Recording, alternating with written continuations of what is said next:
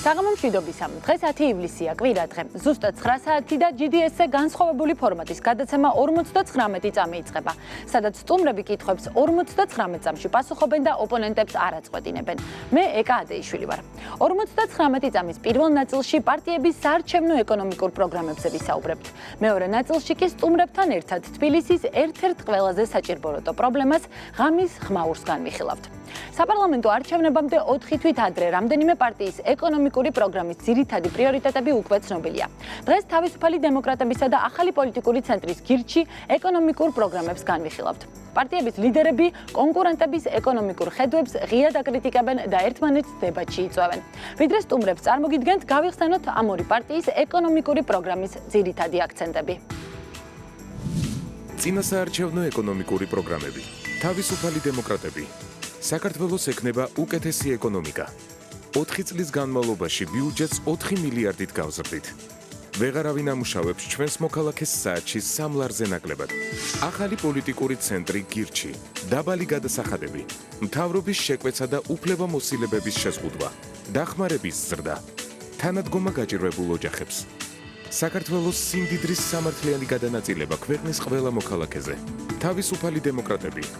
250 ლარის საარსებო მინიმუმი, 300 ლარი პენსია, 500 ლარი მინიმალური ხელფასი. ახალი პოლიტიკური ცენტრი გირჩი. უნდა გაუქმდეს მოგების გადასახადი. უნდა გაუქმდეს საშემოსავლო გადასახადი. უნდა გაუქმდეს ქონების გადასახადი. უნდა გაუქმდეს იმპორტზე გადასახადი.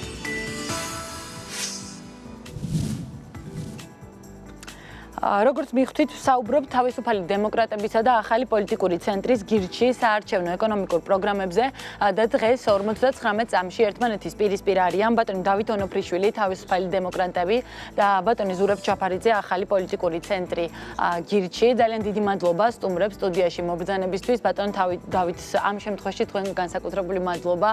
წინა ჯერზე ჩვენი სტუმარი, როცა ბრძანდებოდით, ინტერაქტივის დაფაზე იყო გარკვეული უზუსტობა, რომლის შესახებაც ჩვენ სოციალურ ქსელში განვაცხადეთ. გმადლობთ, რომ ინციდენტი აღმოფხვრილია და დღეს კიდევ ერთხელ ხართ ჩვენი გადაცემის სტუმარი და იღებთ დებატში მონაწილეობას. შეგახსენებთ, რომ ეს არის გადაცემა 59 წამი, სადაც ვკამათობთ წესების დაცვით. ჩვენთან სტუმრები კითხვებს 59 წამში პასუხობენ და ოპონენტებს არ აწყვეტინებენ. გადაცემის მოსმენა GDS-ის გარდა შესაძლებელია რადიო უცნობის საშუალებითაც FM 98-სა და 1-ზე, ხოლო რადიო მსმენელს და მაყურებელს კი საშუალება აქვს მონაწილეობა მიიღოს ინტერაქტიულ გამოკითხვაში და საკუთარი პოზიცია დააფიქსიროს კითხვაზე. რა არის თქვენთვის მთავარი საკითხი პარტიების ეკონომიკურ პროგრამებში? თუ თქვენთვის პარტიების ეკონომიკურ პროგრამებში მთავარი საკითხი გადასახადების შემცირებაა, მაშინ უნდა დარეკოთ ნომერზე 0800 თუ თვლით, რომ პენსიის, საარსებო და სახელფასო მინიმუმის გაზრდა მთავარი საკითხია, მაშინ უნდა დარეკოთ ნომერზე 0800 ხოლო თუ მიგაჩნიათ, რომ მოსახლეობის კეთილდღეობას გაზრდის სამთავრობო ხარჯის შეკვეცა და სამინისტროების გაუქმება, მაშინ დარეკეთ ნომერზე 0800 იმედი გვაქვს თქვენი აქტიურობის, რადგან სტუმრებისთვისაც ძალიან მნიშვნელოვანია, როგორ შედეგებს მივიღებთ. 2016 წელს სახელმწიფო ბიუჯეტი საქართველოში არის 10 მილიარდი ლარი. გირჩი ამომრჩეველს 3 რიცხვის 8 მილიარდამდე შემცირებას პირდება, ხოლო თავისუფალი დემოკრატები პირიქით გაზრდას ის ამბობს, რომ 4 წლის განმავლობაში საქართველოს ბიუჯეტი 14 მილიარდამდე გაიზრდება. ბატონ ზურაბ, ამ შემთხვევაში დავიწყოთ თქვენგან. რატომ უნდა იყოს ამომრჩევლისთვის საინტერესო ბიუჯეტის შემცირება, რომ აუხსნათ? მოგესალმებით, პირველ რიგში დიდი მადლობა მოწვევისთვის.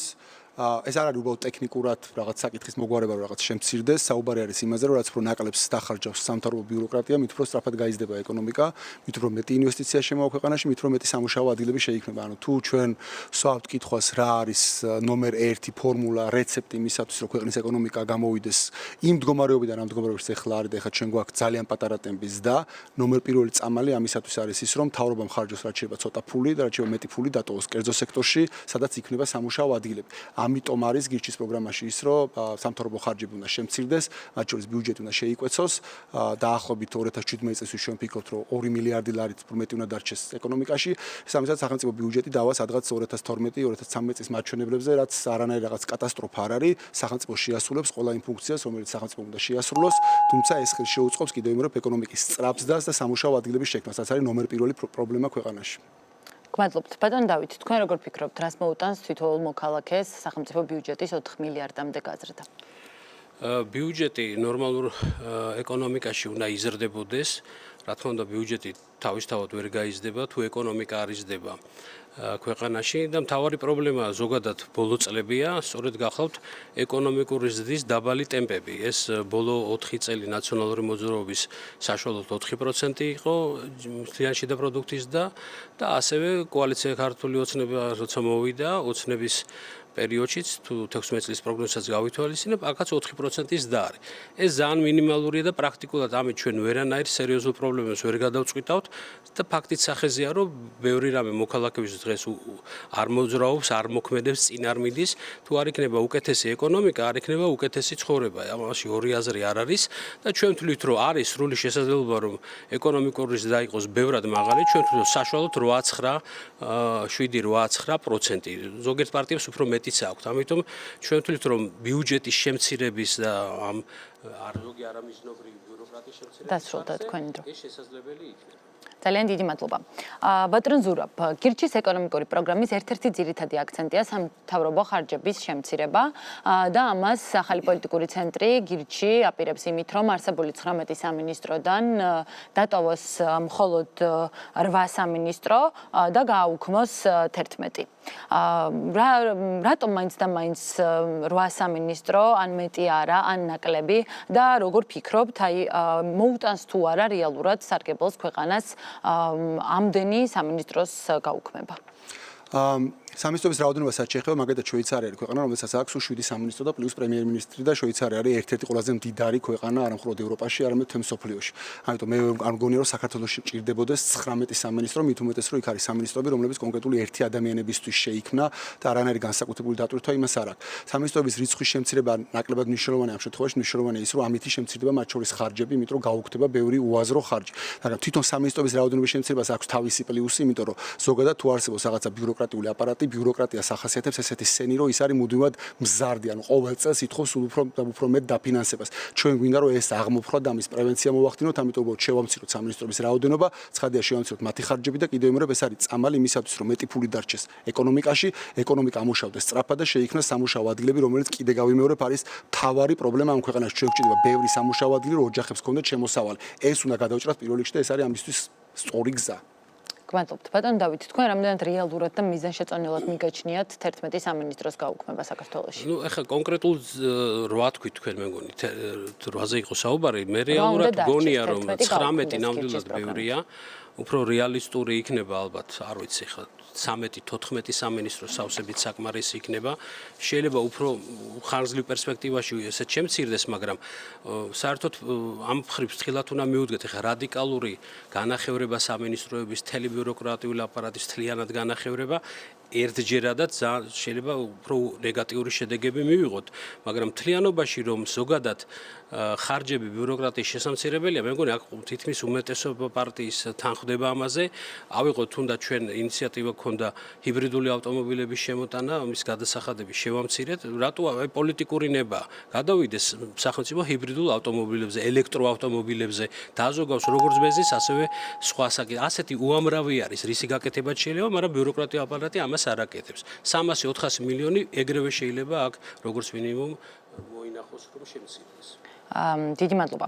ამ შემთხვევაში თავისუფალი დემოკრატებისა და გირჩის წარმომადგენლები გვყავს სტუმრად და მათ ეკონომიკურ პროგრამებში პრინციპული სხვაობაა სოციალური სისტემის დაცვის კუთხით. მაყურებელსაც რომ კარგად გავაცნოთ პროგრამები, ეს მათთვის ალბათ ძალიან მნიშვნელოვანია. თავისუფალი დემოკრატები ამბობს ასეთ რამეს, რომ საარსებო მინიმუმი უნდა გაიზარდოს 250 ლარამდე და შესაბამისად პენსიაც უნდა გაიზარდოს 300 ლარამდე.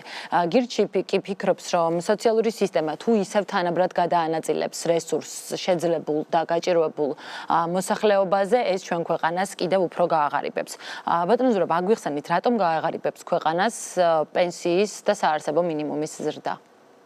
საარსებო მინიმუმსაც შეეხება, შეგვიძლია დავწეროთ 250 ლარი, შეგვიძლია დავწეროთ 500 ლარი, შეგვიძლია დავწეროთ 1500 ლარი, ამას არანაირი გავლენა არ ექნება რეალურად სიგარების დაძლევაზე. ამის ერთადერთი მიზანი, რომ ესეთი განცხადება გააკეთოს პოლიტიკურ პარტიამ, არის ის, რომ უბრალოდ გაჭირვებული მოქალაქეები შეიყვანოს შეცდომაშო, თითქოს ეს ციფრი თუ შეიცვლება, მათი მდგომარეობა რაიმენაირად გაუმჯობესდება, ამას გავლენა არ ექნება. რაც შეეხება პენსიის უბაოდ ზრდას, ჩვენი საპენსიო სისტემა არის გაუმართავი, ამჯერადაც ზოგადად სოციალური ხარჯის პრინციპი არის გაუმართავი. ჩვენ დღეს სოციალურ ხარჯებს, რასაც ხარჯავთ ბიუჯეტიდან, ამ ფულის უდიდესი ნაწილი მიდის საშუალოდ, მათ შორის შეძლებულ და მდიდარ ოჯახებში და ეს არის არასწორი, თუ ჩვენ გვინდა რომ დავეხმაროთ რეალურად გაჭირვებულ ოჯახებს და დავძლიოთ სიღარიბე და ეს უნდა იყოს ნომერ პირველი ამოცანა სოციალური ხარჯების, ამ შემთხვევაში ამ სისტემას სჭირდება გასწორება და ფული აღარ უნდა იხარჯებოდეს შეძლებულ და მდიდარ ოჯახებზე და ეს ფული უნდა მიემართოს გაჭირვებული ოჯახებისკენ და ამ შემთხვევაში ეს ოჯახები რეალურად მიიღებენ სახელმწიფო მხარდაჭერას. არა ისე სიმბოლურად როგორც წლების განმავლობაში იღებენ, არამედ რეალურად იგრძნობენ, რომ სახელმწიფო დგას მათ გვერდში. სხვა შემთხვევაში სიღარიბეს უბრალოდ ვერ დავძლებთ და ეს იქნება ფულის ფლანკვა. დასრულდა თქვენი დრო, ბატონ დავით, რას უპასუხებთ ოპონენტს? ეს ჩვენი საკითხი არის ძალიან პრინციპული. ჩვენ მიგვაჩნია, რომ ზოგადად საარსებო მინიმუმის ზრდა, რა თქმა უნდა, ეს პირდაპირ არავის რაღაც თანხამითი არ მიზნის, მაგრამ საარსებო მინიმუმი ბოლო წლებშია 10 წელია უკვე იმ მეთოდოლოგიით, რაც არის დაწესებული, პრაქტიკულად ეს გამოდის 150-160 ლარი. და არაერთი ექსპერიმენტი ჩაატარა არასამთავრობოებმა, ტელევიზიებმა, ნებისმიერმა ადამიანმა თავის თავზე ნახავს, რომ 160 ლარად ერთ თვეში ადამიანი ვერ იცხოვრებს. ეს არ არის მხოლოდ იმიტომ, რომ რაღაცა ციფრია და შეიძლება 500 ლარი იყოს ან 300 ასე შემდეგ. ესე არ არის. იმიტომ რომ ეს არის პოლიტიკური ორიენტირი. იმიტომ რომ გუში რო ოცნებამ 180 ლარი გახადა პენსია, დღეს შეუძლია თქვას, რომ მე 160 ლარია საარსებო მინიმუმი და პენსია 160 ლარზე მეტი მაქვს მე. სინამდვილეში ჩვენ დავთვალეთ და ეს არის 250 ლარის ფარგლებში. ანუ 250 ლარი ის არის უკვე პოლიტიკური ორიენტირი, რომ შენ თუ პენსია მეტი გაქვს იმაზე, შენ საარსებო მინიმუმზე მეტს აძლევ და არა ისე რომ დაბალი აღებული გასაგებია პირდაპირ კავშირშია საარსებო მინიმუმის გაზრდა თქვენთვის პენსიის ზრდასთან. უნდა გადავიდეთ შემდეგ ინიციატივაზე, რომელიც ასევე ახალ პოლიტიკურ ცენტრ გირჩს ეკუთვნის. ერთ-ერთი თქვენთვის ამ პოლიტიკური ცენტრის ერთ-ერთი მთავარი საკითხი არის გადასახადების გაუქმება, მათ შორის არის მოგების გადასახადი, საშემოსავლო გადასახადი, ქონების გადასახადი, იმპორტის გადასახადი, რაც ჯამში 4 მილიარდამდე ლარია. ბატონო დავით, ამ შემთხვევაში შესაძლოა მივიღებთ თქვენ შესწორებას. ამ შემთხვევაში თქვენ როგორ ფიქრობთ, როგორ შეაფასებთ თქვენი ოპონენტის ამ ინიციატივას? ყველა ამ გადასახადის შემცირებით რეალური იქნება თუ არა ბიუჯეტის თუნდაც 8 მილიარდ ლარამდე შევსება, როგორც ამას ახალი პოლიტიკური ცენტრი გირჩი აპირებს? რა თქმა უნდა, არარეალურია, აბსოლუტურად არარეალურია. ეს ნიშნავს, რომ 2017 წლის ბიუჯეტი მათი, ასე ვთქვათ, პრინციპით, რომ იმხემძვანელოს ვინც მოვა ხელისუფლებაში, გამოდის, რომ 4 მილიარდს პირდაპირ აკლებს. ეს ნიშნავს, რომ 4 მილიარდამდე პირდაპირ ხარჯები უნდა შეამციროს. ეს ნიშნავს, რომ შემცირდება პენსიები, შემცირდება ჯანდაცვა, შემცირდება მათ შორის კი ბატონო ბიუროკრატია, შემცირდება ყველაფერი შემცირდება. არა თუ გაზრდაზეა ლაპარაკი და ის ეფექტი, რაც გადასახადების შემცირებამ რეალურად შეიძლება მოიტანოს, ის დადგება მხოლოდ რამდენიმე წლის მერე, ან დადგება, ან არ დადგება. ჩვენ არ ვიცით ეს, ამიტომ მისი შემცირება პირდაპირ ვნებს ბიუჯეტს, შემოიტანს სრულ ქაოსს ეკონომიკაში, სრულ ქაოსს მართვაში და არ ვიცი, კატასტროფამდე რეალურად შეიძლება მივიდეთ, ვიდრე რო იყოს ლაპარაკი 1 მილიარდი შემცირება და კიდე რაღაცა აქაც უნდა ითქვას, რა სამცირებ, როცა 4 მილიარდს ამცირებ. საინტერესოა ეს რა ბიუჯეტი იქნება 2017-ში, რომ მათ 4 მილიარდი შეამცირონ. ალბათ საოცრება მოხდება ქვეყანაში. მადლობთ და ბატონო ზურაბ მზად არის რომ გვიპასუხოს. ერთი რაც ბატონმა დავითო თქვა ტყუილია ყველაფერი, ანუ არანაირი საოცრება არ იქნება და დათვლილია ეს ყველაფერი. საუბარი არ არის 4 მილიარდის შემცირებაზე, 2017 წელს ჯამში მცირდება ბიუჯეტი დაახლოებით 2 მილიარდი, 2 მილიარდ 100 მილიონი ლარით და არა მეტით და ეს ფული კიდევ იმრობ დარჩება ეკონომიკაში და ამუშავებს ეკონომიკას და არანაირი ტრაგედია ამით არ იქნება. ბიუჯეტი დავა, როგორც გითხარით 2012-2013 წლის მაჩვენებლებზე და მაშინ არსებობდა საქართველოს და არანაირი განსაკუთრებული წინსვლა იმის გამო, რომ ბიუჯეტი ოდნავ ახლა გაზრდილია არ არის. ჩვენ გვაქვს გაკეთებული ძალიან კონკრეტულად და მათ შორის ეს არ ეხება ცხადია პირიქით არ ჯანდაცვის დაფინანსებას, არც განათლების დაფინანსებას, არაფერს ეს ფული არ აკლდება. მეტიც ჩვენ თავდაცვის ბიუჯეტს პირიქით კიდევ უფრო მეტ ვზდით და საბოლოო ჯამში ხარჯები გვაგაწელეს სწორედ იმ 8 სამინისტროზე, რაც ჩვენი გეგმით რჩება და ამის გარდა კიდევ რჩება დაახლოებით 800 მილიონი რეზერვში თუ რაღაცა კატასტროფული რაღაცა გამოჩნდა და რაღაცა სახელმწიფოს დაჭირდა თანხების გაღება, ამ ხელა რეზერვი გვაქვს კიდე დატოვებული. ამიტომ ეს ყველაფერი არის უბრალოდ ტყუილი, რაც ბატონმა დავითო ისაუბრა, ერთადერთი გზა რო ქვეყანა წავიდეს წინ არის სწორედ ესეთი რადიკალური ნაბიჯები. სხვა გზა უბრალოდ არ არსებობს. დიდი მადლობა თუ გსურთ უპასუხეთ. კი ბატონო. აბსოლუტურად ნამდვილად არ გიხდებათ, როცა ამ სიტყვებს ხმარო ტყუილი, იმიტომ რომ ნებისმიერ ადამიანს შეუძლია ბიუჯეტში, არა, პროგრამა როგორ ხება, ბიუჯეტში 2 მილიარდი არის საშემოსავლო გადასახადი, არის ეს 2. ხო, მაშინ თქვით რომ რა მნიშვნელობა 2 მილიარდი მცირდება, 1 მილიარდი არის, ეს არის მოგების გადასახადი, რომელსაც ამცირეთ ეს 3. და ჩვენმა წამყვანებმაც გითხრათ ეხა იმას ვერ დავთვლით, ქონების და დამატებითი 3 არ ვიცი მე ხა ზუსტად რამდენი 3.5 მილიარდი. თქვენ ეხლა მოსახლეობას ეუბნებით რომ მე მოგეხმარებით თუ ერთმანეთს ხელს არ შეუშლით 3.5 მილიარდ შეგიმცირებ და გაგიზდი რაღაცებს. ვერაფერს ვერ გაზდი, თქვენ პირდაპირ შეამცირებთ და დაატოვებთ ამ ქვეყანას კიდევ უბედურ მდგომარეობაში. ეს არის ის გათვლების შედეგი. ან თქვენ უნდა მაშინ წარმოადგინოთ წლების მანძილზე როგორ მცირდება ეს და რა ემატება და რას აკეთებთ, იმიტომ რომ ეს არსად არ გვინახია ჩვენ. და არც ერთ ქვეყანას ეს არ გაუკეთებია, რომ წარმატებული მაგალითი ერთი გვიჩხარით. რა თქმა უნდა, გისმენთ. ხო, რაც შეეხება ხარჯებს, ანუ გადასახადების გაუქმებას, იქ მყისერად უხდება ქონების და იმპორტის გადასახადი, ხოლო მოგების და საშემოსავლო გადასახადი უხდება კვარტლების მიხედვით, შესაბამისად წლის განმავლობაში კიდე რაღაც ათახები მაინც შემოდის, სწორედ ამიტომ პირველ წელს ეკონომიკაში რჩება 2 მილიარდი და არა მეტი და ეს არ არის მოსახლეობას მოაკდება, მოსახლეობას არაფერი არ აკდება, პირიქით სოციალური სისტემის რეფორმის შედეგად გაჭირვებული მოსახლეობა მიიღებს იმაზე მეც, ვიდრე აქამდე იღება. ერთადერთი ვინც ზიანდება, ეს არის სახელმწიფო ბიუროკრატია, რომელსაც აღარ ექნება იმდენი ფული გასაფლანგად, რამდენიც აქვს ეხლა. სხვა შემთხვევაში მოსახლეობის ყველა ფენა არის მოგებული, იმიტომ რომ სოციალურად გაჭირვებულები და ესეთი არის ძალიან ბევრი, ჩვენ ვლაპარაკობთ რეალურად 3 მილიონ მოქალაქეზე, რომელთაც სახელმწიფო უფრო მეტად დაეხმარება, ვიდრე დღეს ეხმარება და პლუს ლაპარაკობთ ზედა 700.000 მოქალაქეზე, რომლებიც დღეს არიან ყველაზე მეტი გადასახადის გადამხდელები, იმის გამო რომ ისინი ნაკლებ გადასახადს გადაიხდიან, მათი ოჯახის შემოსავლები ამის ხარჯზე გაიზრდება, უბრალოდ სახელმწიფო მათ უკან არაფერს აღარ დაუბრუნებს, ისინი თვითონ დახარჯავენ განათლებაზე, ჯანდაცვაზე და ასე შემდეგ. ამიტომ ბატონ დავით შეუძლია ეს ყველაფერი ნახოს ჩვენ ვებგვერდზე, ყველაფერი დევს თვეებია. დიდი მადლობა. მოვჩეთ საუბარს გადასახადების შემცირების საკითხზე, რადგან კიდევ უამრავი თემაა გასავლელი, რომელიც ამ ორი პოლიტიკური პარტიის ეკონომიკური ინიციატივებში შეგვხვდა. ახლა უნდა ვისაუბროთ თავისუფალი დემოკრატების ერთ-ერთ მთავარ დაპირებაზე. ეს არის მინიმალური ხელფასის ზრდა 500 ლარამდე. გირჩი ფიქრობს, რომ თავისუფალი დემოკრატების ეს ინიციატივა გაზრდის უმუშევრობას, შეამცირებს ინვესტიციებს და ასე შემდეგ. კი არა, ეს წერია ეკონომიკის სახელმძღვანელოებში. დიახ ბატონო ზრობით, თქვენ უნდა გვიპასუხოთ ახლა ამ კითხვაზე, რატომ არ მოგწონთ მინიმალური ხელფასის ზრდა 500 ლარამდე, რაც არის საათში დაახლოებით 3 ლარი და რატომ ფიქრობთ, რომ ეს ყველაფერი გაზრდის ქვეყანაში უმუშევრობას და შეამცირებს ინვესტიციებს? ხო, ამას გირჩი არ ფიქრობს, ეს წერია ეკონომიკის სახელმძღვანელოებში და სიმართლე გითხრათ, ქვეყანაში, სადაც მთავარი პრობლემა არის უმუშევრობა, მე ვერ ხვდები, როგორ შეიძლება პოლიტიკურ პარტიას საერთოდ აზრად მოუვიდეს, რომ მინიმალური ხელფასი შემოიღოს საერთოდ და მათ შორის ესეთი მასშტაბური მე შემიძლია მარტივად და იმედია რომ დარჩენილ დროში მოვასწრებ, მაგალითად მე თუ მაქვს პატარა ბიზნესი, სადაც შემოსავალი მაქვს ჯამში 1000 ლარი და მყავს ორი თანამშრომელი, რომელსაც უხდი ერთს 200 ლარს, მეორეს 200 ლარს და სახლში მაქვს 600 ლარი, თუ ეს ინიციატივა იქნება კანონ მიღებული, ეს ნიშნავს რომ იმ ადამიანებს უნდა გადავხადო ერთს 500 ლარი, მეორეს 500 ლარი და უნდა წავიდე სახლში. შესაბამისად არჩევანი მექნება რომ ან დავხურო ბიზნესი, ან ეს ხალხი გაუშვა სამსახურიდან, ან შრომითი ურთიერთობები უნდა გავაშაო და უბრალოდ გადასახადები აღარ გადავიხადო და ამათა ხელშეკრულები აღარ გავაფორმო და მაინც გადავუხადო იმდენი, რამდენსაც აქამდე უხდით. ეს წერია კიდევ მეორე ეკონომიკის საწყისებში, რომ მინიმალური ხელფასის ზღვრების დაწესება პირდაპირ ურტყავს უმუშევრობას, ანუ ზრდის ქვეყანაში უმუშევრობას და კიდევ მეორე ესეთი ინიციატივა საერთოდ ამ ქვეყანაში ჩვენი ეკონომიკის პრობლემებში როგორ უნდა მოგივიდეს, მე უბრალოდ არ მესმის. ძალიან დიდი მადლობა ბატონო დავით. რას უპასუხებთ ოპონენტს და რეალურად ახლავს თუ არა საფრთხე ნამდვილად აი კონკრეტულად ამ ინიციატივას? ეს რა გააჩნია, როგორ გაატარებ ამ რეფორმას, რა თქმა უნდა ეტაპობრივად და ეს 24 საათში ნაჯახებით არ იქნება მოჭრილი. ჩვენ გავითვალისწინოთ, რომ ევროპის პრაქტიკულად უმეტეს ქვეყნებში არის მინიმალური ხელფასი დაწესებული. რა თქმა უნდა, ეს თავის დროზე ვთქვათ ბულგარეთმა, იგივე სხვა ქვეყნებმა ბევრად ადრე მიიღეს, იგივე ბალტიისპირეთის ქვეყნებმა და აღარ ვამბობ ახლა ძველი ევროპის ქვეყნებს. ფაქტი ის გახლავთ, რომ ამითი გარკვეული უზრუნველყოფა ხდება იმ ადამიანების, რომლებიც საერთოდ შეიძლება რაღაც ბონუსშრომამდე იყოს ვიღაცის მიერ მიყვანილი. ჩვენ თვლით, რომ ჯერ ეს ერთი საშუალო ხელფასები საკმაოდ მაღალია და ბევრ სფეროში 500 ლარი ისედაც არის, ან მიახლოებულია 500 ლარამდე.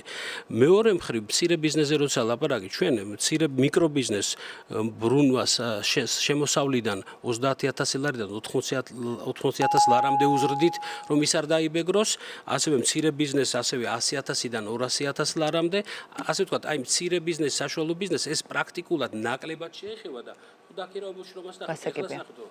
ლარზე ნაკლები თითქმის არავინ ამოწოლებს. ძალიან დიდი მადლობა. კი. თუ პრობლემა არ არის ისედაც და ესეთი ხელფასები გვაქვს ქვეყანაში 500 ლარზე მეტი არის, მაშინ საერთოდ ამ ინიციატივის აზრი რა არის, მე არ მესმის. მიკრობიზნესის და მცირე ბიზნესის დაბეგვრის პრინციპები, რაზეც ბატონი დავით საუბრობს და ის ინიციატივა რაც აქვს, ისიც არასწორია, მაგრამ ამას არასთან არანაირი კავშირი არ აქვს. აქ არის საუბარი დაქირავებით დასაქმებულზე, რომელიც იღებს ხელფასს და რომელმაც უნდა გადაიხადოს საშემოსავლო გადასახადი მათ შორის. ამ ხალხზე არის. ის რომ ევროპის სხვადასხვა ქვეყნებში არის მსგავსი პრაქტიკა, ეს არაფერს არ ნიშნავს, არ შეიძლება ყველაფერი დავაკოპიროთ იქიდან, იმიტომ რომ იცინი არის განვითარებული ეკონომიკები, იქაც არასწორია რო არის, მაგრამ მათი ეკონომიკა და მათი ბიზნესი ესეთ ხარჯებს უძლებს. ჩვენ რეალობა გვაქვს ესეთი, რომ ჩვენ ყავს ქვეყანაში ბიზნესები, რომლებიც ზად არიან, რომ დაიქირავონ ადამიანს და გადაუხადონ 200 ლარი, 300 ლარი, 400 ლარი, 450 ლარი და ყავს ადამიანების ძალიან დიდი არმია, რომელიც არის უმუშევარი და მზად არის, რომ 200 ლარზე, 300 ლარზე, 400 ლარზე, 450 ლარზე იმუშაოს. ამ ინიციატივით რეალურად ჩვენ წყვეთ ამ ორ კომპონენტ შორის კავშირს და რეალურად ამ ადამიანებს ტოვებთ უმუშევრად და ჩვენ არ აგვაქვს ამის ფუფუნება, იმიტომ რომ ვართ ღარიბი ქვეყანა. მარტივია ძალიან. დიდი მადლობა. თუ უპასუხებთ და თან გითხარით ასეთი ტიპის ინიციატივა ინვესტიციების შემოდინებას ნამდვილად ხომ არ შეუშლის? შეუშლის, იმიტომ რომ ინვესტიციებს ვისაც შემოაქვს და არის იმათ, აი ნახეთ, უცხოელი ინვესტიციების შექმნილი საწარმოები პრაქტიკულად ყველას უმეტესობას 500 ლარზე მეტია და იმათ ნაკლებად შეეხება ზოგადად. ჩვენ გვინდა ის რომ ადამიანს არ გქონდეს ვიღაცა მართლაც არ ქირაობდეს 200 ლარა და საათში 1 ლარს არ შეიძლება უხდიდეს, იმიტომ რომ საათში 1 ლარი ეს არის სიღარიბის ზღვარზე ნაკლები, რაც სოფლიო ბანკის და გაეროს პარამეტრებითა განსაზღვრა. ხო ვიღაცას თუ უნდა მონური შრომაზე იყოს და ჩვენ ყველაფერზე თვალი დავხოთ, ჩვენ არ თulit ესე. და არც იმას თulit რომ 200-500 ლარი არის განსაკუთრებულად ისეთი დიდი ციფრი. ამას შეიძლება ეტაპობრივად და სექტორების მიხედვით გადახედვა და რაღაც მიზნობრივების რომ მინიმალური როცა გარანტირებული აქვს და საარსებო მინიმუმის ორმაგზე ვამბობ და 500 ლარი ვისაც აქვს 100 ლარი კიდე გადასახადებში მიდის. საშემოს რეალურად 400 ლარზეა ლაპარაკი. და ადამიანი ხა 30 დღე რომ მუშაობს 400 ლარს არ აძლევს. ზოგ სექტორში არის 450, 350, იმად რომ მიეცებათ რომ აქამდე ამოიწიონ და ამის შემდეგ რეფორმები კიდევ უფრო ადვილი გასატარებელია, იმიტომ რომ რეალურად შენ ეს სოციალური ნაწილი თუ გაქვს. ძალიან დიდი მადლობა ამოიწურა თქვენი დრო და სხვა საკითხზეც უნდა გადავიდეთ. ჩვენთვის მთავარია თქვენი ეკონომიკური ინიციატივების ძირითადი აქცენტები და ახლა უნდა ვისაუბროთ გირჩის ერთ-ერთ ეკონომიკურ ინიციატივაზე, რომელიც გულისხმობს სოციალურად დაუცველების დახმარებას ფულით და არა სერვისით. ასევე თქვენ ამბობთ, რომ დაეხმარებით ოჯახს და არა ინდივიდს. თუმცა ამ საკითხთან დაკავშირებით კითხვა არა თქვენ, არამედ ბატონ დავითს უნდა დავუსვა. ბატონ დავით, როგორ ფიქრობთ იმ ქვეყანაში, სადაც სოციალურად დაუცველი ადამიანების ეკონომიკური წიგნიერება, ასე ვთქვათ, საკმაოდ დაბალია. არსებობს თუ არა რისკი, რომ ამ ოჯახებს დავეხმაროთ ფულით და არა მაგალითად სერვისებით? არსებობს თუ არა იმის რისკი, რომ ამ შემთხვევაში თანხა დაიხარჯება უყაირათოდ და დაუშვათ შიმშილის პრობლემა მაინც ვერ მოგვარდება? რა სიტყვით ეკონომიკური ცენტრის ამ ახალ ინიციატივას? იმიტომ რომ ზოგადად დახმარება, როცა ღარიბ ოჯახებს ეძლევა, ეს არაერთი კვლევების საფუძველზე ნახავთ ბევრ საქსოფლიო ბანკს ძირითადად ესეთი კვლევები, რომ ის ხშირად ფულადი დახმარება მიზნობრივად არ ხარჯავს ადამიანი და შეიძლება სრულიად სხვა რამეში გამოიყენოს და ასე ვთქვათ ბოლომდე არ იყოს და ვერ იქნება მიღწეული ის მიზანი, რაც ასეთი ხარჯებით იქნება გამოწვეული. თუმცა შეიძლება ეს კომბინაციები ყოველთვის არსებობს და უფრო ვთვლი, რომ მარტო ფულადი დახმარება არ იქნება კარგი, თორემ ეხლა სერვისების და ფულადი დახმარების კომბინაცია ყველაზე რეალური არის ასეთ საკითხში. მაგალითად ბავშვთა სიღარიბე არის ერთ-ერთი დიდი პრობლემა საქართველოში 50,000 ბავშვი ცხოვრობს უკიდურეს სიღარიბეში და ჩვენ პროგრამაში გვიწერია რომ პირდაპირ ფულადი დახმარება უნდა მოხდეს ამ ოჯახებში და ეს არის UNICEF-ის გაეროს პროგრამის არაერთხელ მოწოდებული პროგრამა და ეს დაახლოებით 30-40 მილიონი ლარია წელიწადში ჩვენ ამას გავაკეთებთ, მაგრამ ეს გასაკეთებელია. სხვა შემთხვევაში შეიძლება სერვისების კომბინაცია, მაგრამ ოჯახებზე მთლიანად ფულადზე გადასვა მე მგონი ძალიან დიდი მადლობა. ნელ-ნელა უნდა დავამთავროთ საუბარი თავისუფალი დემოკრატებისა და გირჩის ეკონომიკური ინიციატივაზე. თქვენ მინდა რომ ამ კითხვაზე პასუხი გამთეთ, რა თქმა უნდა, და ასევე მეც დაგისვამთ შეკითხვას, როცა საქართველოში გვაქვს მაგალითები, მაგალითად სახნავ-სათესი ინვენტარის და ასე ვთქვათ მასალის მაგივრად ადამიანებს ხშირად მანქანებიც კი შეუძენიათ. თქვენ როგორ ფიქრობთ, ეს ინიციატივა შეიცავს გარკვეულ საფრთხეს? ერთ წუთში ამის ახსნართულია, მაგრამ შევეცდები ახსნა, ჩვენ საუბარი გვაქვს იმაზე, რომ ჩვენი პროგრამით, გირჩის პროგრამით ჩვენ უნდა დავეხმაროთ 3 მილიონ ადამიანს, აქედან დაახლოებით ნახევარს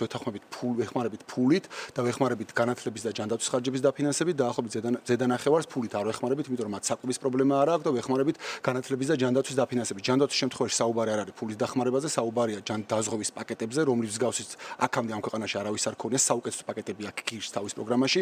რაც შეეხება განათლების დაფინანსებას, ამ შემთხვევაში გვაქვს საუბარი სწორედ ფულით დახმარებაზე და თუ თქვენ ნახავთ ნებისმიერი სტატისტიკა ამ ქვეყანაში აჩვენებს, რომ საქართველოში ოჯახები და მშობლები თუ რამეზე არ ინანებენ ფულს, ეს არის საკუთარი შვილების განათლება. ამიტომ ეს არის ზღაპარი საყარი რომ ჩვენ მივცემთ ფულს და ოჯახები თვითონ გადაწყვიტავენ რომ ეს სკოლაში წაიყვანონ და რამდენი გადაიხადონ და როგორი წიგნი უყიდონ და როგორი განათლება მიცენ ისინი ამ ფულს გაფლანგავენ ესეთი შეიძლება იყოს ხოლმე ერთეული შემთხვევები და ამ ერთეული შემთხვევების სახელმწიფო შეუძლია ჩაერიოს და მისცეს მიზნობრივი დახმარება და არაფულად სხვა შემთხვევაში ოჯახები თვითონ გადაწყვეტენ როგორი განათლება მიცენ საკუთარ შვილებს და რამდენი დახარჯონ ამ შემთხვევაში ფული დახმარება არის გამართლებული ერთადერთი სწორი გზა არის ძალიან დიდი მადლობა გადაცემის ამ ნაწილისთვის განკუთვნილი დრო სამწუხაროდ ამოიწურა, მაგრამ ჩვენ მაინც შევძელით ორივე პოლიტიკური ძალის ეკონომიკურ ინიციატივებზე მთავარ აქცენტებზე ყურადღება გაგვემახვილებინა. დიდი მადლობა სტუმრებს კიდევ ერთხელ სტუდიაში მობრძანებისთვის. ახლა დროა შევაფასოთ ინტერაქტივი კითხვა დავსვით ასე, რა არის თქვენთვის მთავარი საკითხი პარტიების ეკონომიკურ პროგრამებში? ჩვენი მაყურებლის 14% თვლის, რომ მთავარი საკითხი არის გადასახადების შემცირება,